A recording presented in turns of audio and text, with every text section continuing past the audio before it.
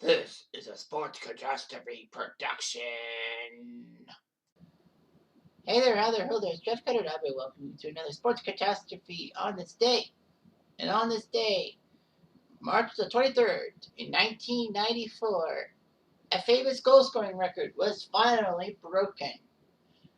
As everyone should know, in the history of NHL, there have been some legendary players throughout the decades. There was Howie Morenz, the first superstar in the 1920s and 30s. There was still Apps and gentleman Joe Privo and Peter Kennedy, Rocket Richard, and then Gordie Howe came in the league, then Bobby Hall, Phil Esposito, Bobby Orr, Bobby Clark, Mark Messier, Ryan Trottier, Billy Smith, Patrick Waugh, Mario Lemieux, Eric Lindros, Joe Thornton, Tibu Solane. You got the idea. But there's one guy I forgot to mention, and his name is Gordie Howe, one of the greatest players in NHL history. He's still, oh no, he's dead. I thought he was still alive. But anyway, Gordie Howe was an icon and all that. He was truly the magnetic player. It was always a huge rivalry in the 1950s who the best right winger was, Gordie Howe or Rocket Richard.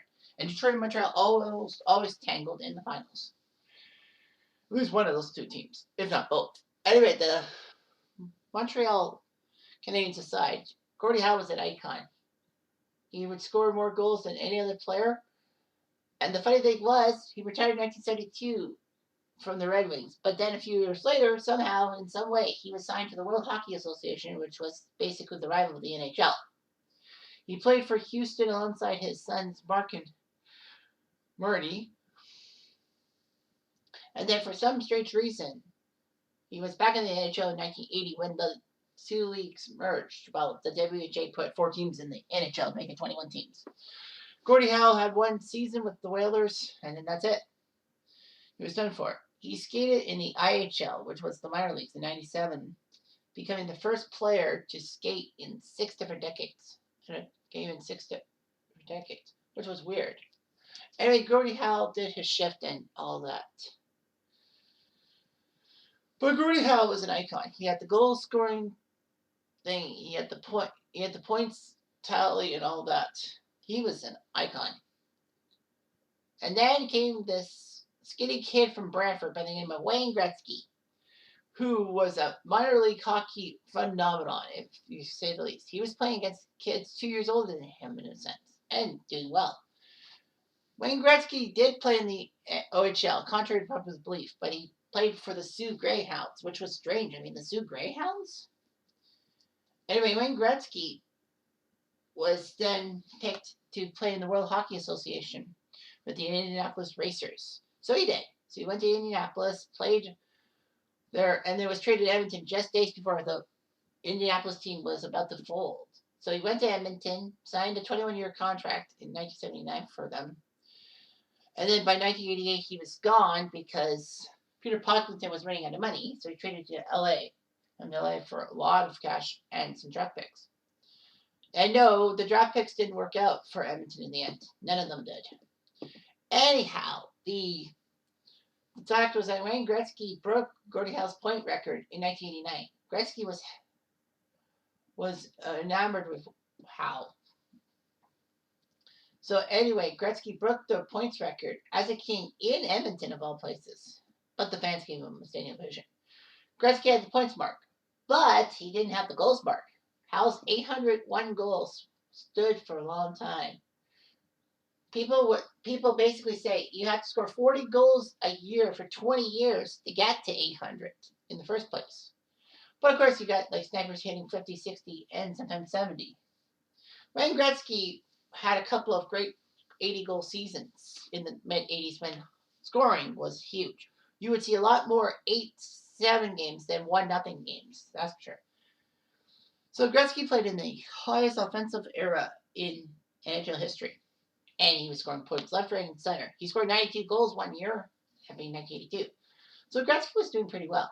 Gretzky didn't really have too many injuries. 93, saw him miss the first half of the season because of a back issue. So, his chase of Gordie Howe's 801 goals was basically, cut short.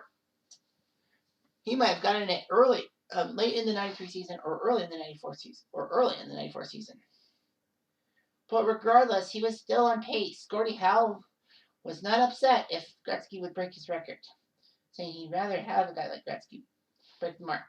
Gretzky wasn't really known for his goal scoring late in his career, but he did it. He scored a pair of key goals for the Kings in San Jose against the Sharks to tie Gordie Howe's 801. So, in front of the ESPN audience and the great Gary Ford on the call, the Kings were hosting the Vancouver Canucks. The Kings would go on to win the game 6-3 against the Canucks. But the fact of the matter is that was not the main story. The main story was a passing play that the Kings did on the power play against the Canucks that baffled Vancouver. Late in the game, on the power play, there were a series of passes by the Kings. Marty McSorley made a wicked pass to Wayne Gretzky, who was on the left. Well, as if you look at the video, he was on the left side, but technically he was on the right side of the net. He was on the net all by himself, and he took a shot. As you can see in the picture, he took the shot. Kirk McLean of the Canucks, who was the Vancouver goalie, was actually out of position, and he tried to play McSorley, but McSorley passed it to Gretzky right off the bat, and McLean couldn't get back fast enough. Only number 4 of the Canucks, Gerald Diduck, could try to stop that shot from going in from Gretzky, but he failed, and number 802 happens. Gretzky sets the record in front of a lot of Hollywood celebrities, including Goldie Hawn and Tom Hanks. Gary Bettman stopped the game to present Gretzky with a collection of stuff. And yeah, it was weird. I mean, they could have done it after the game, but regardless, Gretzky got goal number 802, making him the highest scoring goal leader in NHL history. He would add 92 more to make it 894 by the time he retires. But the big thing is that Alex Ovechkin, for some reason, is creeping closer and closer and closer to Gretzky. He's getting close to Gordie Howe's record, too.